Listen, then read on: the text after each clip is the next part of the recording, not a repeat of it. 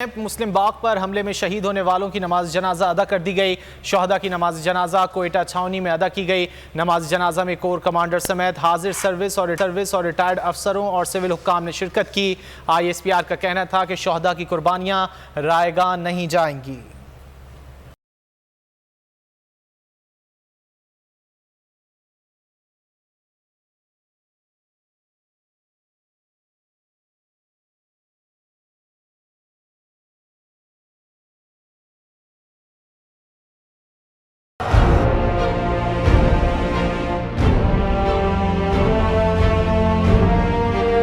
अदालती अहकामात के बावजूद कराची में शुएब शेख के घर को गैर कानूनी तौर पर मिस्मार कर दिया गया है।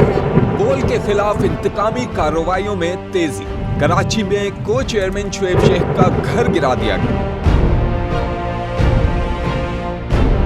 बोल के खिलाफ इंतकामी कार्रवाइयों का सिलसिला जारी है। सिंध हुकूमत की अदालती अहकामात की खिलाफ वर्जी। सिंध हाई कोर्ट का स्टे ऑर्डर नजरअंदाज। सेक्रेटरी बल्दियात Najam Shah, director land Sawal Islam, director anti encroachment Imran Ahmed को नोटिस जारी। Administrator KMC director Saifur Rehman, DIG south Irfan Baloch, SSP Keamari Fida Hussain को भी फरीक बनाया गया। इससे पहले जो जुल्म के पहाड़ तोड़े गए, शुएब अहमद शेख की जबानी सुनी। 60 दिन का वक्त होता है। 102 दिन के बाद मैं जीत गया, केस भरी हो गया। 102 दिन के बाद अपील फाइल की, एक्सेप्ट कर ली। नहीं करते ना एक्सेप्ट, खत्म हो जाता ना जुल्म यार। भरी अदालत में मुझे बरी कर दिया, फिर पता नहीं क्या हुआ 2.5 घंटे बाद का नोट बिफोर।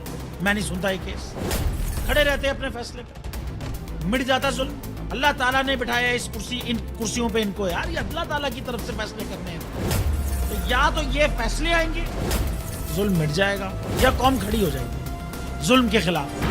हर मुश्किल के बावजूद बोल हकीकी सहाफत करता रहेगा।